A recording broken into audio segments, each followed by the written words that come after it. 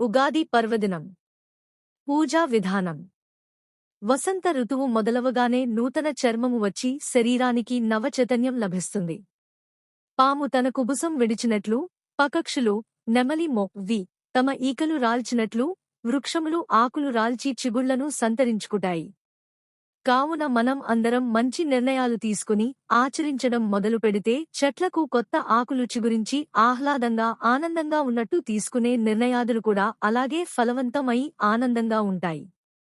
ఉగస్య ఆద్యః ఉగాది. ఉగ అంటే నక్షత్రపు నడక అని అర్థం. నక్షత్రముల నడక ప్రారంభం అంటే సృష్ట్యారంభమైన కాలం యొక్క ఆది ఉగాది అయింది. ఉగాది పండుగ చారిత్రకరీత్యా కూడా అధిక ప్రాధాన్యం కలిగి ఉంది. జగద్విఖ్యాతికాంచిన విక్రమార్క చక్రవర్తి చైత్రశుద్ధ పాడ్యమి రోజు కాభిషిక్తుడు కాగా ఆ మహావీరుని సంస్మరణ చిహ్నముగా ఆ రోజు ఉత్సవాలు జరుపుట ఆచారమెనది. మాసములకన్న ఋతువులను ప్రత్యేకంగా పరిగణనలోకి తీసుకుని ఉగాదిని చైత్రమాసం నుండి ప్రారంభించారు. శిశిర ఋతువు అంటే చలికాలం పోయి చైత్రమాసం నుండి వసంత ఋతువు ప్రారంభం అవుతుంది. ఈ కాలంలో చెట్లు చిగిర్చి పూతలు పూస్తాయి.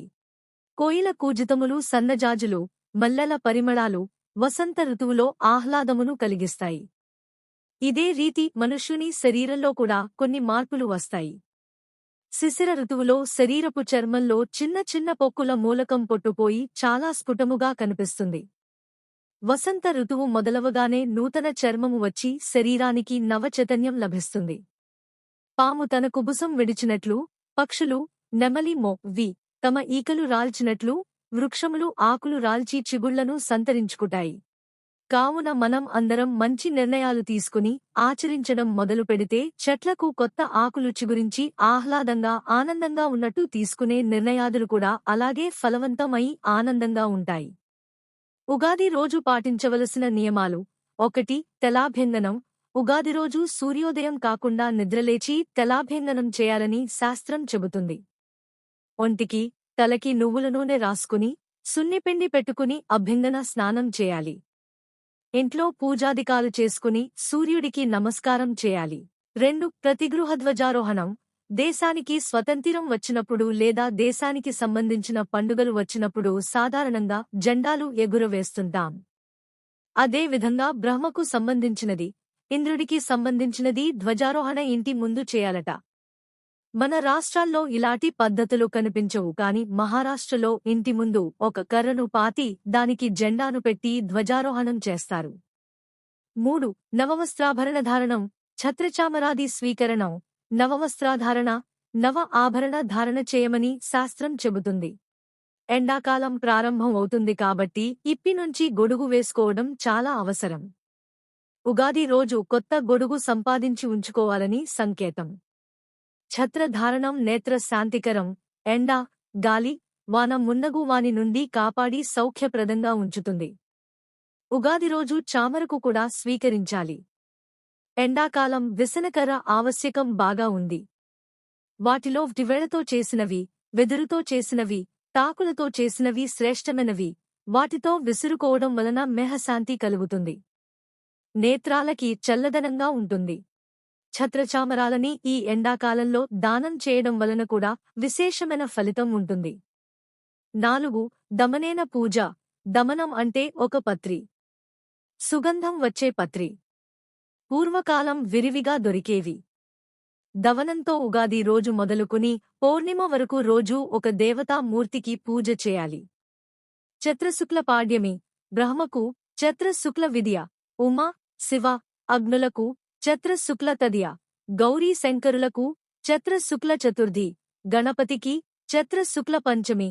నాగులకు చైత్రశుక్ల షష్ఠి. కుమారస్వామికి చైత్రశుక్ల సప్తమి.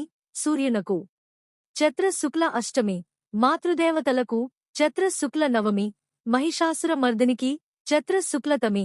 ధర్మరాజుకు చైత్రశుక్ల ఏకాదశి. మునులకు చైత్రశుక్ల ద్వాదశి. శ్రీ మహావిష్ణువుకు చైత్రశుక్ల త్రయోదశి. కామదేవునకు చైత్రశుక్ల చతుర్దశి. శంకరునకు చైత్రశుక్ల పూర్ణిమ. శచి, ఇంద్రులకు సర్వాపచ్ఛాంతికర మహాశాంతి. సంవత్సరాది వ్రత గ్రంథాలలో మహాశాంతి చేయవలసిన పండుగగా చెప్పబడి ఉంది.